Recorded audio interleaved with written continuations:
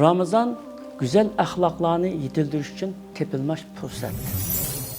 Ramazanda roza tutuşunun hikmetini biliş için insanın mahiyetini bilişki doğru keldi. İnsan biz sırttan körgendek, yeydigan, içidigan, hareket kıldigan ve gep kıldigan heykel emas. Onundaki asaslık neyse Allah Teala onun ata kılgan ruhani cevher.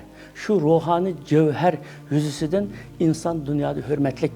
Şu ruhani cevher yüzüsüden Allah Teala periştlerini insanların atısı bolgan Adem Aleyhisselam'a secde kılışka buyurgan.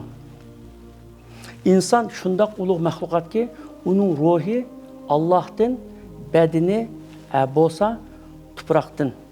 İnsan hemişe üzünü ululukla götürdüğün ruhi bilen ve üzünü tüyenge tartıdığın nefsi oturusundaki tokunuşlar bilen yaşaydı. Eğer o ruhi bilen aklını nefsige boysundurup nefsini üzüge hakim kılıp alsa, o hayvanlık derecesine düşüp ketkendek navada o nefsini aklının ve dininin buyruklarına boysundurga vaxtida o periştilerge okşaş, belki periştilerden ulug bulalaydı.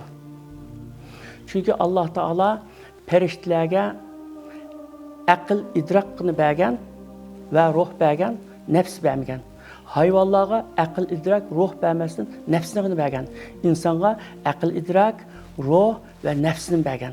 Şuna insan özünün nefsige ergişip aklını, dinini, ruhini nefsige boysunduğu vaxtda o hayvanlık derecesine düşüdü.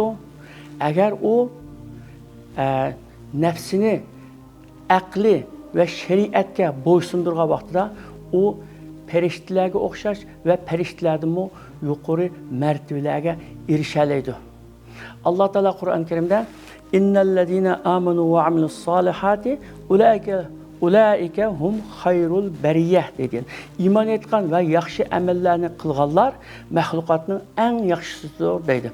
Müfessir alimler bu ayetteki periştilerimi mahlukatın katarından boğallık için iman etken, yaxşı emellerini kılgan kişilerinki periştiler bilen ten, ya ki periştilerden mi ulug bolalaydıqanlığını sözleydi.